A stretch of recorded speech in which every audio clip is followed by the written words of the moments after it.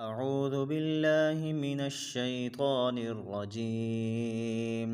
بسم الله الرحمن الرحيم. الرحمن علم القرآن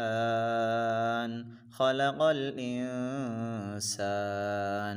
علمه البيان الشمس والقمر بحسبان والنجم والشجر يسجدان والسماء رفعها ووضع الميزان ألا تطغوا في الميزان وأقيموا الوزن بالقسط ولا تخسروا الميزان والأرض وضعها للأنام فيها فاكهة والنخل ذات الأكمام والحب ذو العصف والريحان فبأي آلاء ربكما تكذبان خلق الإنسان من صلصال كالفخار وخلق الجان من مارج من نار فبأي آلاء ربكما تكذبان رب المشرقين ورب المغربين فبأي آلاء ربكما تكذبان مرج البحرين يلتقيان بينهما برزخ لا يبغيان فبأي آلاء ربكما تكذبان يخرج منهما اللؤلؤ والمرجان فبأي آلاء ربكما تكذبان وله الجوار المنشآت في البحر كالأعلام فبأي آلاء ربكما تكذبان كل من عليها فان ويبقى وجه ربك ذو الجلال والإكرام فبأي آلاء ربكما تكذبان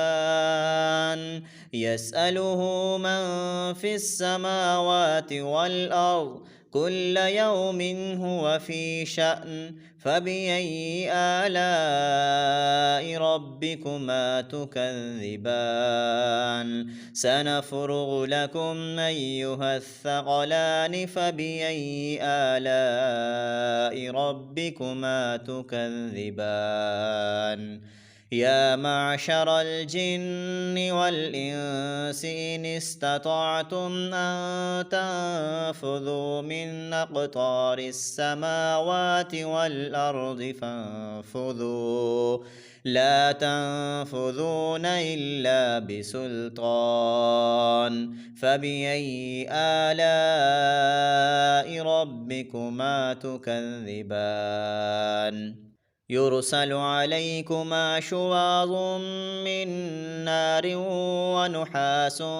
فلا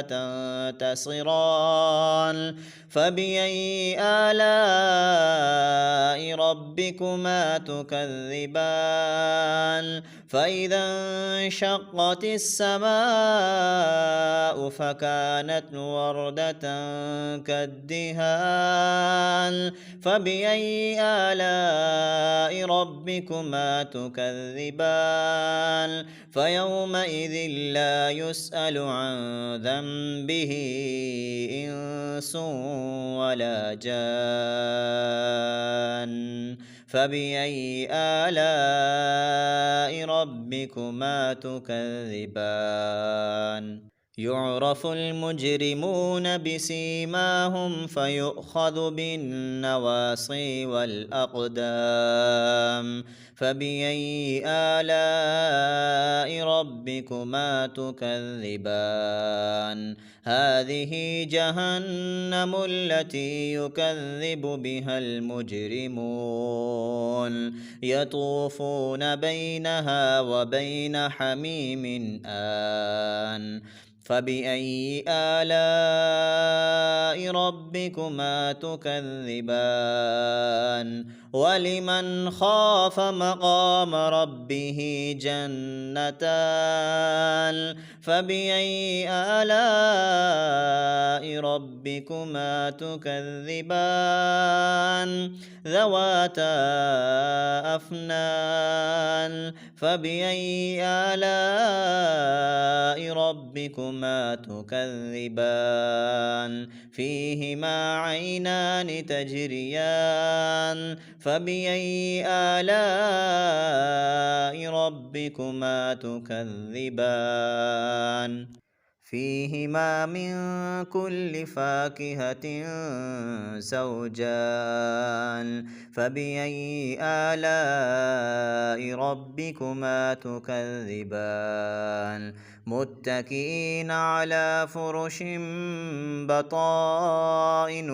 من استبرق وجنى الجنتين دان فبأي آلاء ربكما تكذبان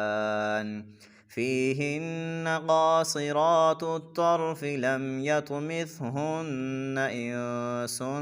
قبلهم ولا جان فبأي آلاء ربكما تكذبان كأنهن الياقوت والمرجان فبأي آلاء ربكما تكذبان هل جزاء الإحسان إلا الإحسان فبأي آلاء ربكما تكذبان ومن دونهما جنتان فبأي آلاء ربكما تكذبان مدهامتان